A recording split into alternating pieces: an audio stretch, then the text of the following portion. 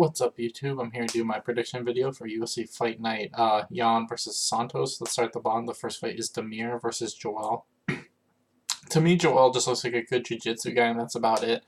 I think Demir's the much better wrestler and the much better striker. I think that as long as it's on the feet, I think he's going to win, and I don't think this is going to hit the ground. I think Demir keeps it on the feet, and I think he outstrikes him for at least 3 rounds. He might even get a finish towards the end, but either way, I got Demir either winning by decision or finish.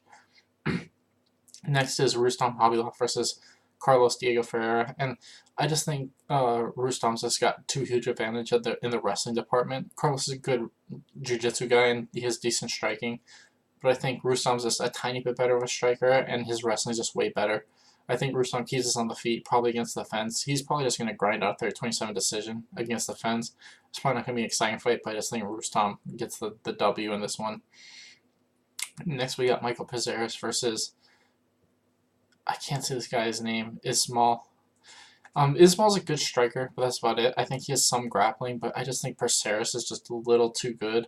I don't know why they aren't giving Perseris any top 15 guys. He's on like an 8-fight win streak in the UFC. I know a lot of those were at lightweight, and he missed weight for a lot of them, but I think he's won 2 or 3 at welterweight. He should be getting a top 15 guy at this point, and they keep giving him no-name dudes. I think Perseris is going to win this easy. I think he's going to get this fight to the ground and just win by submission, probably in the first. Next, we got Damir Hadzuk versus Polo Reyes, and this is just going to be straight striking the whole fight. I think it's going to be really close, but I think Polo is just a little bit better of a striker, and I think Polo's either going to get the decision or the knockout.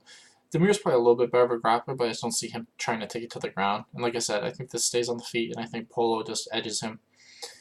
Next, we got Veronica versus Gillian Robertson, and to me, I feel like neither of these chicks are that great, but Gillian Robertson's just a much better grappler, and I think that's what we're going to see in this fight. I think Gillian Robertson's going to take this round by submission in the first round.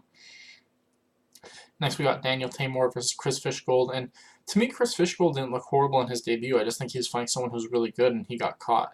I think that Daniel Tamor hasn't looked that great in either of his UFC fights. His first one, he did good in the first round, but then he just gassed horribly and got his ass kicked. And then his second fight, it was the same thing. It was kind of close in the first round, then he just got his ass kicked the rest of the fight. I think that if Chris Fishgold can survive the first 5 minutes, which I think he should, I think he's good enough to do it, I think he's just going to kick Daniel Tamor's ass the longer this fight goes, and I think that's what's going to happen. I think towards the end of the second, beginning of the third, Chris is going to get this to the ground and eventually win by rear naked chokes. That's why I got Chris Fishgold by second or third round sub. Next is Carlo Persati Jr. versus Dwight Grant. And to me, Dwight Grant didn't look that amazing in his UFC debut. I feel like he's a decent striker, but he doesn't have the greatest takedown defense, and he doesn't throw the greatest volume. I mean, he just doesn't look that amazing. I think that Carlo is probably not as good of a striker, but I think if he mixes in his takedowns, he should edge out all the rounds, and I think Carlo's just going to win a 30-27 decision. Onto the main card, we got Magomed versus Arbrew. I can't say a lot of these guys' names, but to me, Magomed's amazing. I feel like, he came into the UFC like 10-0 or something like that. He was winning his fight, and then he just got caught in a triangle, and then his second fight, he won by head kick KO in like the first round. I think the dude he's fighting is basically just a jiu-jitsu dude, and I don't think this is going to hit the mat. I think Magomed keeps on the feet, and I think he's going to win by knockout in like the second round. Next, we got John Dodson versus Peter Yan, and I think this is the fight where we're going to see how good Peter Yan really is. I think that Peter should win this fight. I think his volume and his wrestling are better than Dodson's. I think that if he can mix the two together, he should win this fight fairly easily. I think Dodson, he has shown before that if he can't just kind of dominate the guys he's fighting, he just doesn't throw enough volume, and it's been getting worse lately. I feel like he's been not fighting as well as he could in a lot of his fights. I don't think he's throwing enough volume. I don't think he's moving as much as he should. I think he's just kind of standing around not doing a lot, and I think Peter Yan's just going to mix in his wrestling and edge out the takedowns and just win a close decision. Next, we got Liz Carmouche versus Lucy Poldavalda. And to me, I think Liz just got a huge advantage on the ground. I think striking-wise it's pretty close, but I don't think it's going to matter. I think Liz takes this to the ground and just beats the shit out of this chick. So yeah, I think Liz is going to win by either first or second round finish. Next is Gil Vellante versus Michael. I can't say his last name, but I'm hoping this is a split decision, just because Gil Vellante's last 4 fights have all been split decisions. It'd be nice to keep the streak going. I honestly don't know who's going to win. I think Michael's better overall, but I don't think his wrestling is good enough to take down Vellante. So I think this is going to be a striking fight for the whole fight, and I think it's going to be close. I think Michael showed that he has decent striking. Gil's got good striking, so It's going to be close. It honestly might be a split decision, no joke, but I think whoever wins is going to be super narrow. I'm leaning towards Gil just because I hope that he'll go for takedowns when he needs to, because I do think that he's the better wrestler. And if he does that, he should be able to edge out the rounds. But yeah, I think it'll be a close fight, mostly stand up, because I don't think Gil will go for those takedowns. And I think whoever wins will be split decision, but I'm going to lean towards Gil just because his wrestling is a little bit better.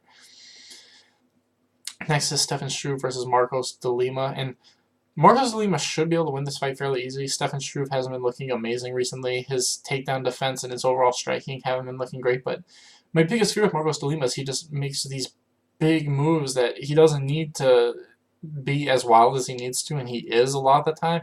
I think that's going to fuck him over come sooner or later in this fight. I think that if he tries to go for those wild takedowns, kind of, and if he's just striking from the outside like how he does a lot of the time, I think if Stefan Struve really uses his reach, he should be able to win this fight. And I think he will. I think Stefan Struve is going to use his long arms, hopefully. And then Marcos de Lima is going to make a mistake sooner or later because, like I said, when he goes for takedowns, he makes these big actions, and a lot of times he can get rolled over, and he's not very great off of his back. That's what I think is going to happen. I think sooner or later he's going to go for a good. He's going to go for a takedown. It's going to be a shoddy takedown. He's going to go for like a hip toss throw thing, and Struve's going to end up on top in mount or something, and then he's just going to finish him with ground and pound like a rear naked choke. And I think it's going to happen in the second round.